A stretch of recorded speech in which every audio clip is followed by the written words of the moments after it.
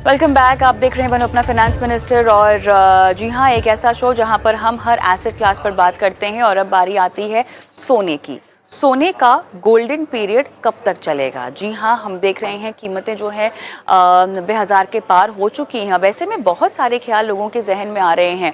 एक तो जिन्होंने निवेश के लिहाज से सोना खरीद रखा होगा वो शुक्रमंद होंगे कि अच्छा, इन्होंने अच्छा काम किया, अच्छा निर्णय लिया है। अब जिन लोगों ने गहने के तौर पे सोने खरीद रखे हैं, जो कि बहुत सारे लोग होंगे, उन्हें ये फ़ायदा कैसे मिलेगा? बहुत सारे लोग ये भी सोच रहे हैं कि क्यों ना इस समय को थोड़ा सा इस्तेमाल करके सोना बेच दिया जाए, या अगर रणनीति के लिहाज से कोई कदम उठाना चाहते हैं तो फिलहाल मौका कैसा है?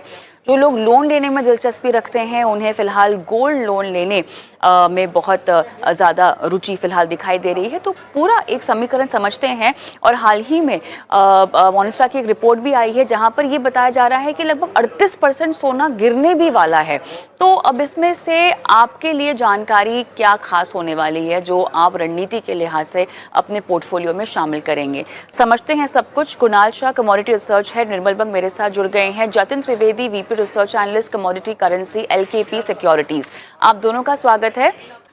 जतिन, आप मुझे ये बताइएगा, अब जो फिलहाल रिपोर्ट्स चल रही हैं जहां पर 30-38% जो है कीमतें करेक्ट होने की बात सामने आ रही है, आप कितना इत्तेफाक रखते हैं? आपकी रिसर्च क्या कहती है? कितनी और रियलिस्टिक हो जाएंगे? रियलिस्टिक तो खैर नहीं, लेकिन और कितनी कमजोर होंगी, कितनी गिरावट आएगी सोने की कीमतों में?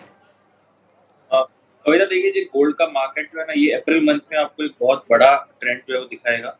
पीक जो है वो ये अप्रैल मंथ में ही बनेगा और पीक के बाद रिवर्सल मंथ भी इसी को कहलाया जाएगा आगे चलते हुए, क्योंकि बहुत बड़ी गेम चेंजर्स और बहुत बड़े इकोनॉमिकल चेंजेस हो रहे हैं अप्रैल मंथ में होने वाले हैं। स्पेशली टैरिफ को लेकर के जो रुझान चल रहा है उसके हिसाब से आपको एक बहुत बड़ा इसके अंदर ये अपडेट्स देखने मिलेंगे।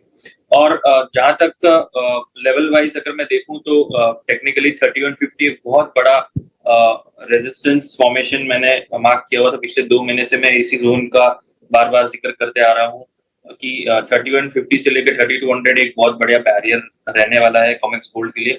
और आसानी से मुझे लग रहा है 3000 के लेवल्स जो है पहले टेस्ट करने के लिए आएंगे। बहुत बड़ी जो भी तेजी आने वाली है वो पहले एक बार पहले फॉल आएगी, और ये जो फॉल है पहले 3000 का लेवल टेस्ट करेगी, और उसके बाद जैसे 3000 के लेवल्स ब्रेक करना शुरू करते हैं उसके बाद 2800 तक भी ये फॉल जो है वो डिपेंड हो सकता है। सो 5 to 10% का जो फॉल है वो पकड़ के चलना चाहिए आगे चलते हुए।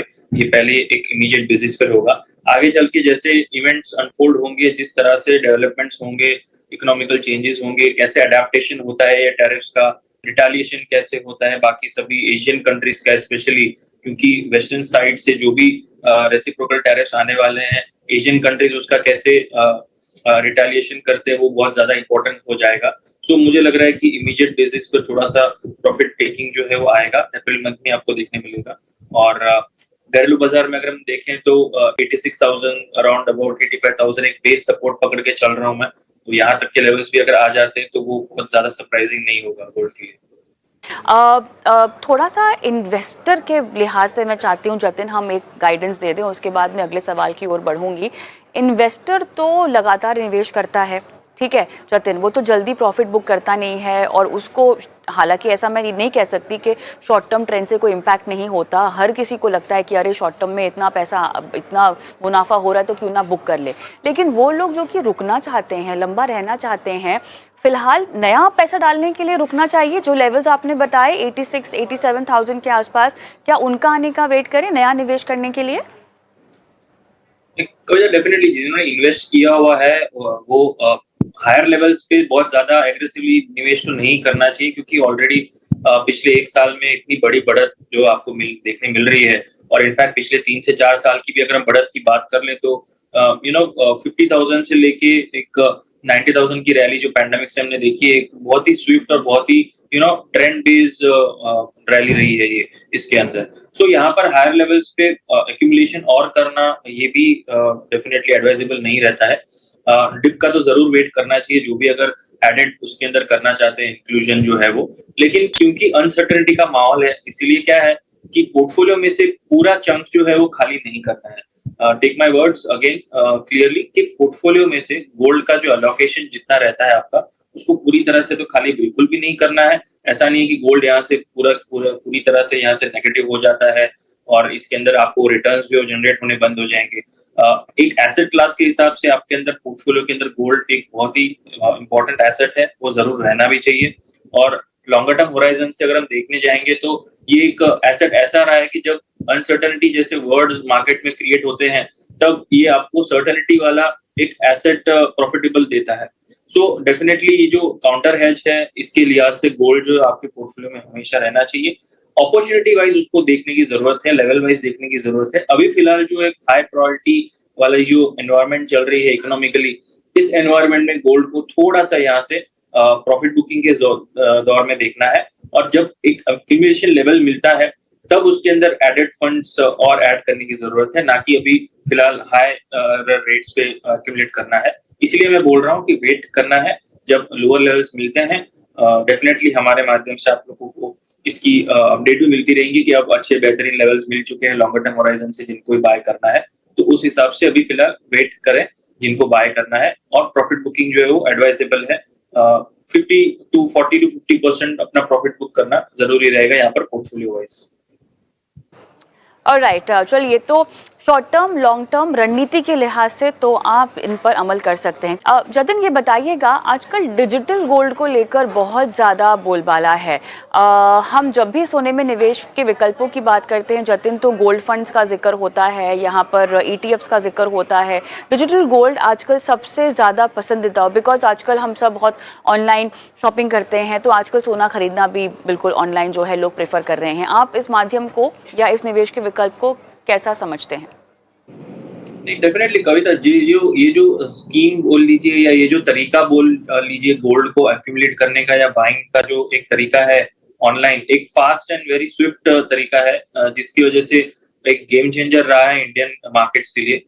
यूपीआई के माध्यम से जितना फास्ट ट्रांजैक्शंस जो गेम चेंजर लाया था लिक्विडिटी बढ़ाने के लिए, उतनी उसी तरह से गोल्ड के लिए भी एक्यूमुलेशन करना इतना ईजी होना ये बहुत ज्यादा जरूरी था। क्योंकि गोल्ड के अंदर जो एक क्लासिकल पैटर्न है निवेश का, वो सिर्फ एक फिजिकल फॉर्मेट में आइदर कॉइन्स, बार्स या ज्वेलरी फॉर्मेट में है, बट इस सब में कॉस्टिंग जो है वो बढ़ जाती है।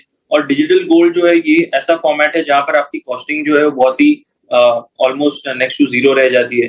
तो ये जो माध्यम है ये काफी हद तक फेवरेबल रहा है, स्पेशली जो नई जनरेशन के लोग हैं हम उसमें स्पेशली जो समझते हैं इसकी वैल्यू डिजिटल गोल्ड की, तो ये बहुत ही ज्यादा एनकरेजेबल भी है एसेट डिजिटल गोल्ड के माध्यम से करना, और बहुत ही ज्यादा सेफ भी है। तो ये एडवाइजेबल यही रहेगा कि डिजिटल गोल्ड प्लेटफॉर्म को ज्यादा यूज कीजिए, आइदर ETF से या फिर जो भी आप डिजिटल फॉर्मेट्स आप यूज करते हैं आजकल सभी जगह पे प्लेटफॉर्म्स में अवेलेबल है, जो भी मनी मार्केट्स में है।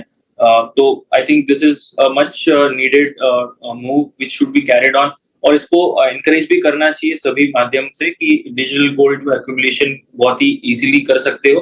और इसका मेन बेनिफिट ये है कि अपने डेफिसिट पे जो है वो इंडिया के डेफिसिट पे ज्यादा इम्पैक्ट नहीं करता है, क्योंकि कहीं ना कहीं जो है वो फिजिकल फॉर्मेट की डिमांड जो है उसको ये सामने काउंटर कर लेता है। तो डेफिनेटली विन विन सिचुएशन बन जाता है डिजिटल गोल्ड के अंदर निवेश करना भी और इसको एनकरेज करना भी। मेरे ख्याल से they are smart investors after all, ये उनको श्रेणी में हमेशा से हमने रखा ही है। बहरहाल बहुत बढ़िया आप दोनों ने समय निकाला और इतने विस्तार से गोल्ड की गोल्डन टच हमारी इस खास पेशकश में चर्चा की और आगे मार्गदर्शन की और बहुत अहम बात बताई। शॉर्ट टर्म प्रॉफिट बुक करना चाहते हैं तो वो लेवल्स आ चुके हैं मुनाफा बांधने के लिहाज से। बहुत बहुत धन्यवाद आप दोनों का इस खास पेशकश में आज शिरकत करने के लिए, धन्यवाद। चलिए, तो सोने में निवेश को लेकर तो हमने बात कर ली है और इसी के साथ शो को भी समाप्त करने का समय तो हो ही गया है। लेकिन बनो अपना फाइनेंस मिनिस्टर में आपका निवेश भले ही म्यूचुअल फंड्स में हो, सोने में हो, कोई इंश्योरेंस पॉलिसी ले रखी हो जिसको लेकर परेशानी है, हेल्थ इंश्योरेंस, लाइफ